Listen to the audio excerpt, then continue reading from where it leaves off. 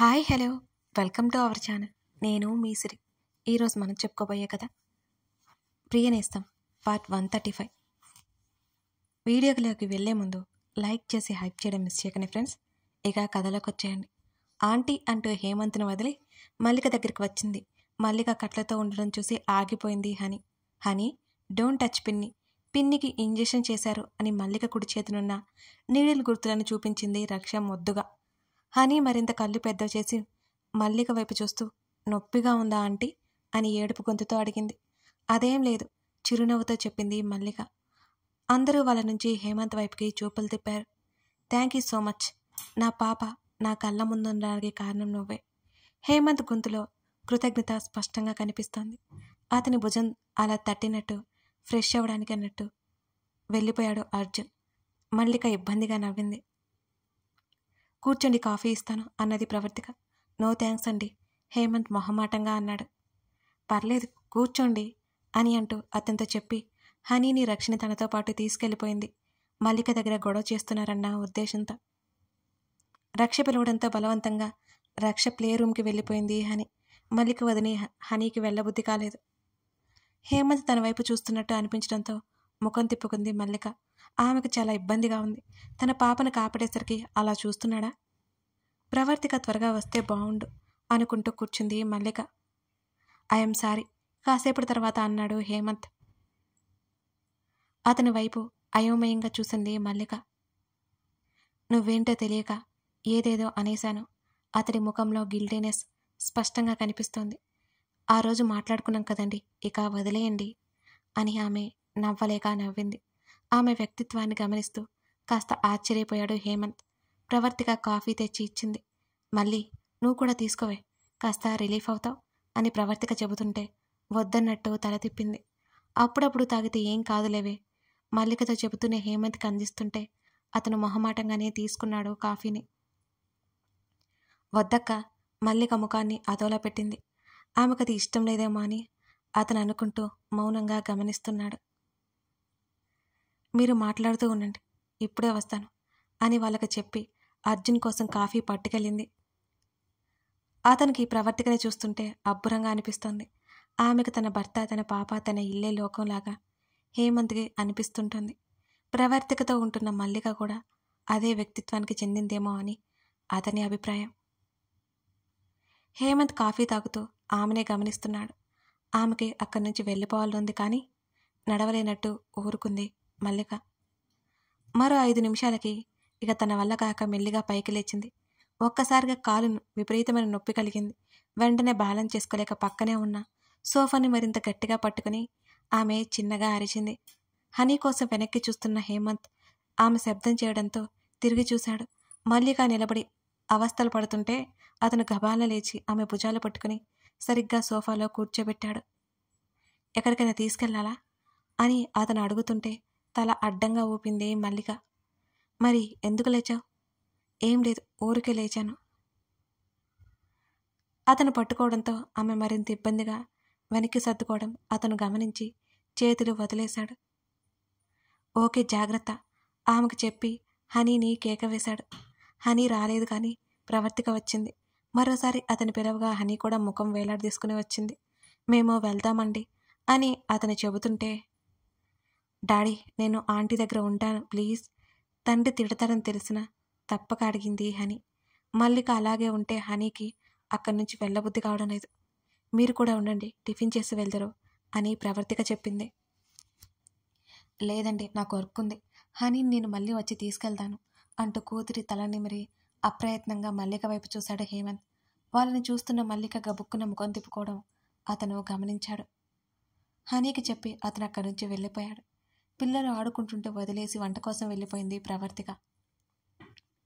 మధ్యలో ప్రవర్తిక మొబైల్కి హేమంత్ కాల్ చేశాడు. హనీ వెళ్ళను అని గొడవ చేస్తుంటే అదే విషయం చెప్పింది.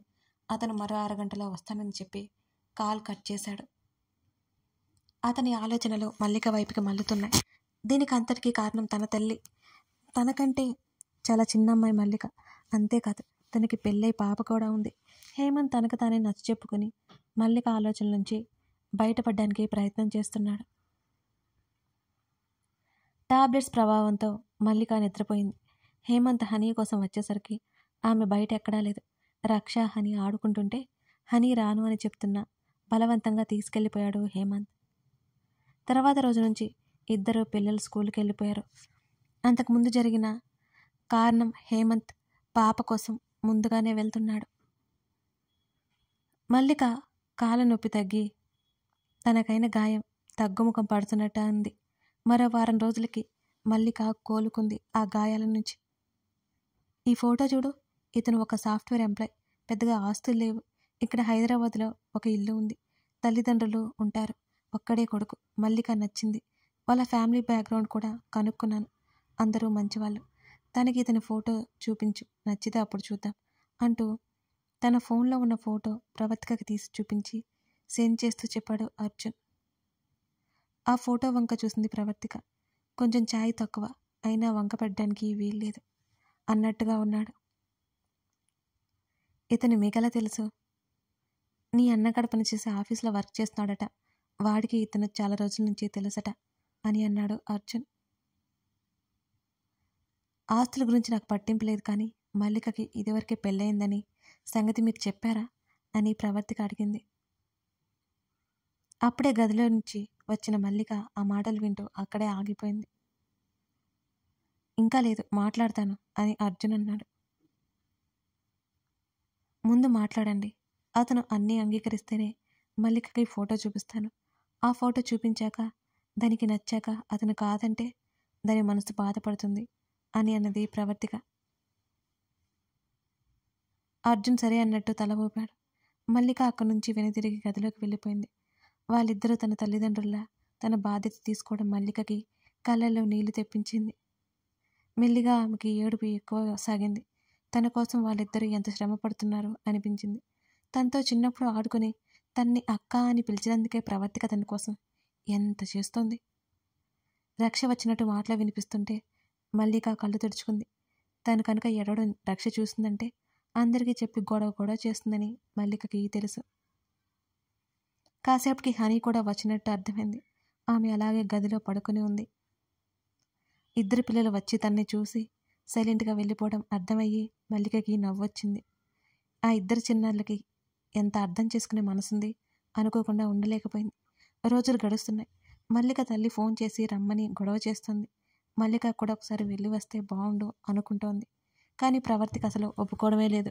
వెళ్ళి 4 రోజులుండి వెంటనే వచ్చేస్తానక్క అని మల్లిక చెప్పింది. ఆమె బ్రతిమాలుతుంటే నువ్వు వెళ్ళావు అంటే తిరిగి రావడం ఉండదు. మీ వాళ్ళంటే నాకు తెలుసు. నువ్వు ఇక్కడే ఉండి పో, ఎక్కువ మాట్లాడావంటే బాబాయ్తో చెప్తాను, బాబాయ్ చూసుకుంటాడు అన్నదే ప్రవర్తిక. మల్లికకి భయంగా ఉంది, తన తల్లిదండ్రుల గురించి, తన అత్త గురించి. ఆమెకేం చేయాలో పాలుపోలేదు. ఓ రోజు హనీ తన దగ్గరికి వచ్చింది. ఆంటీ, ఇక్కడ సైన్ పెట్టవా అంటూ ప్రోగ్రెస్ కార్డ్ తెచ్చిచ్చింది. చదువులేని మల్లికకి అదేంటో అర్థం కాలేదు. ఏంటిది అని అడిగింది. దీని మీద సైన్ పెట్టంటే. ఇవి నా మార్క్స్, డాడీ ఏమో లేరు, వచ్చేసరికి లేట్ అవుతుంది అని చెప్పారు. డాడీ ఎర్లీ మార్నింగ్ రాకపోతే స్కూల్లో మా మిస్ కొడుతుంది అంటూ మల్లిక చేత సంతకం పెట్టించుకుంది హనీ. మల్లిక తెలుగులో సంతకం పెట్టడం చూసి హనీ ఆశ్చర్యపోయింది. ఆంటీ ఇలా కాదు అంటూ తన తండ్రిలా పెట్టమని చూపించింది. కానీ పెట్టేశాను కదా హనీ, ఇప్పుడెలా అని అంది మల్లిక.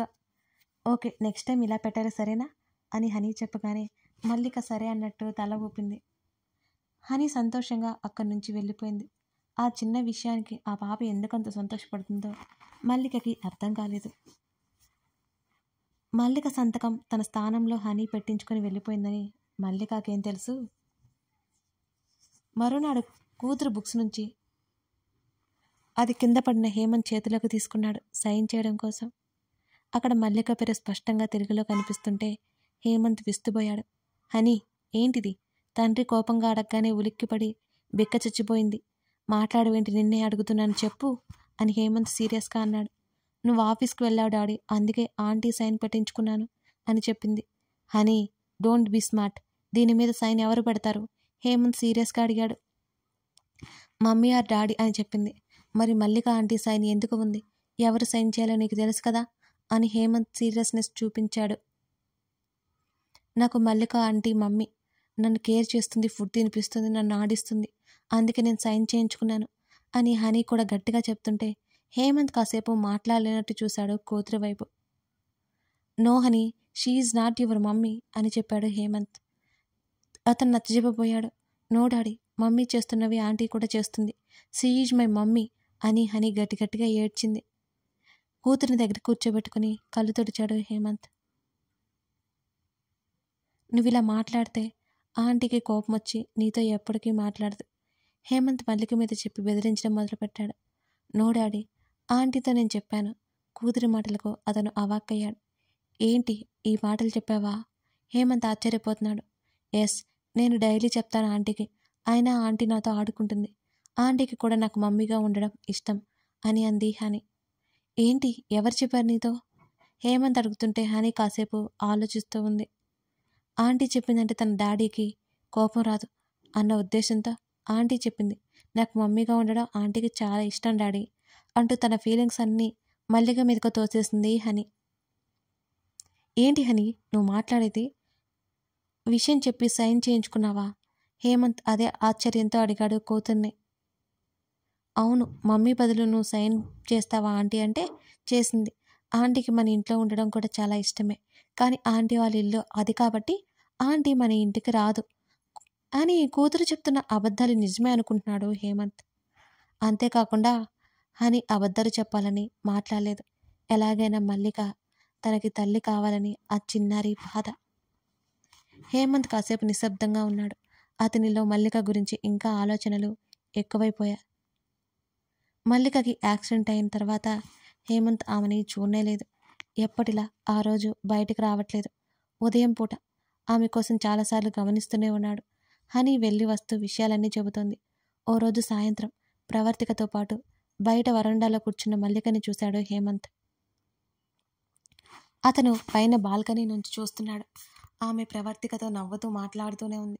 ప్రవర్తిక పువ్వుల మాల కడుతుంటే పువ్వులు అందిస్తోంది మల్లిక. ఈ మధ్య ఆమెకి పెళ్లి సంబంధాలు చూస్తున్నారని ఆయా ద్వారా అతనికి తెలిసింది. అతని కూతురు కోసం మల్లిక కావాలనిపిస్తుంది, కానీ అది తన స్వార్థం కోసం ఒక అమ్మాయి జీవితాన్ని తను నాశనం చేయలేడు. కానీ మల్లిక తన భార్య అయితే.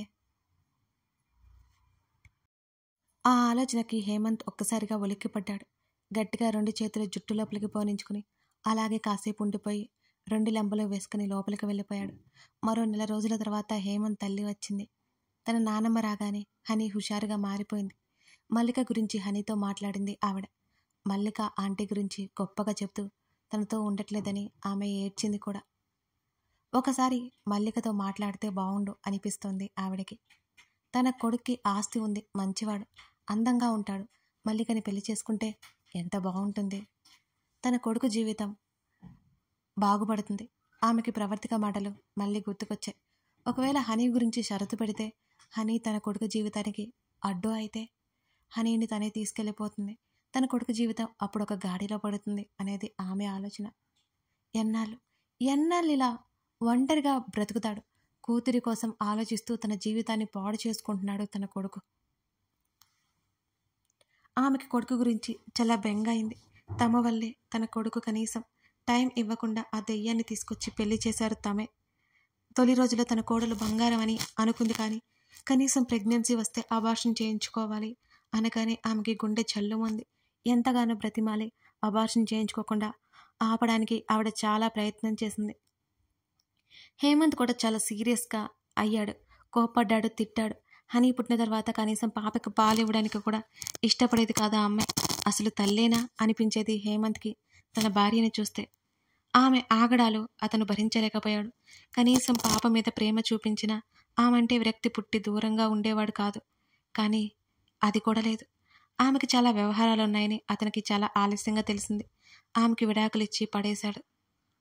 తన బిడ్డ ఒక చోట ఉండాలని కోర్టు తీర్పు ప్రకారం తన బిడ్డను వదలలేక భార్య దగ్గర వదిలిపెడితే 10 రోజులకే తన పాపను ఎంత క్షోభ పెట్టారు. ఇక భరించలేక తన పాపను తన దగ్గరికి తెచ్చుకున్నాడు. పాప వెళ్ళిపోయిందనే బాధ లేదు, అడ్డు అదుపు లేదన్నట్టు తిరగసాగింది. అలాంటి ఆమె మొహం జన్మలో చూడకూడదనే హేమంత్ ఫిక్స్ అయ్యాడు. అప్పుడు మొన్న ఎప్పుడో మల్లిక మాటల వల్ల అతను ఆమెతో మాట్లాడిన ఉపయోగం లేకపోయింది. అమ్మా అమ్మా ఏం ఆలోచిస్తున్నావు?